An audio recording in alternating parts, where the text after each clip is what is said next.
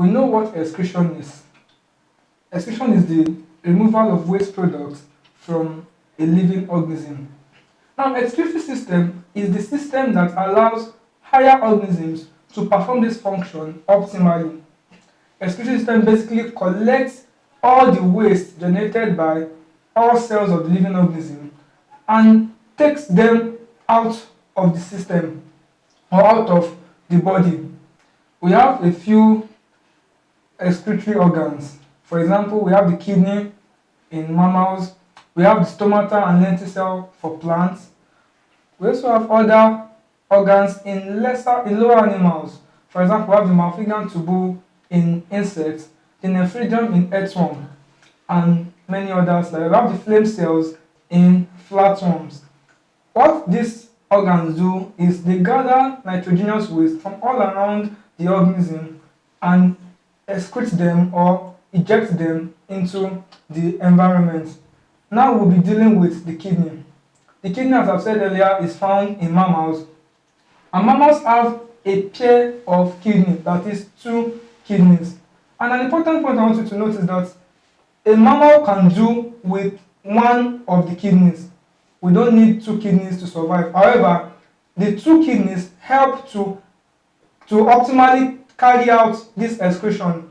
That means when we have one kidney, it increases the pressure on that kidney. So the two kidneys are there to reduce the stress of excretion on the animal. Kidney comprises of three major parts: the cortex, the medulla, and the ureter.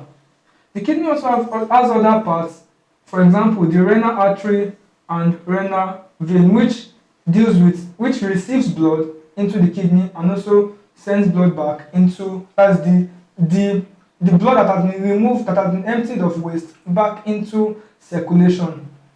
Now, this functional unit of the kidney is known as the urinary tubule or the nephron.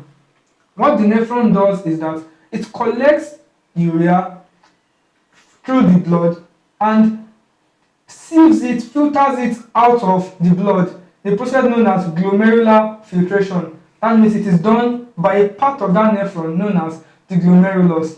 After it has done this, it also allows important solutes, for example, sugar and some salts, to be reabsorbed back into the bloodstream.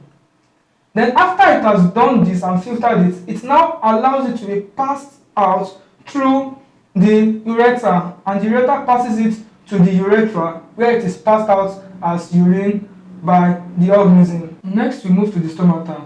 The stomata is an excretory organ found on vascular plants, the leaves of vascular plants. And like we've treated in some other topics, what the stomata releases are water vapor and carbon dioxide. Another organ that releases this into the environment is what we know as the lenticel. And this lenticel is a bud-like structure on the stem of plants, young plants, and it also facilitates the release of carbon dioxide and water vapor. There are other waste of plants that can be released into the environment.